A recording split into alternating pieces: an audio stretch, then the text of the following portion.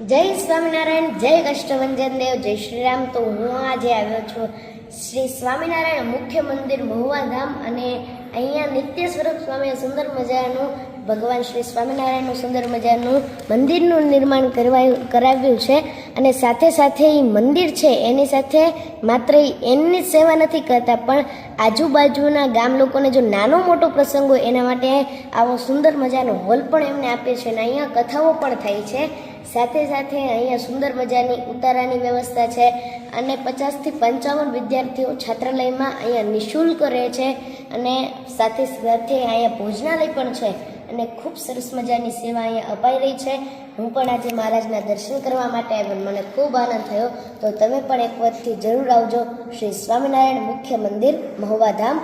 Jay Swaminarayan, Jay Kashtabhanjan Dev, Jay Shri Ram.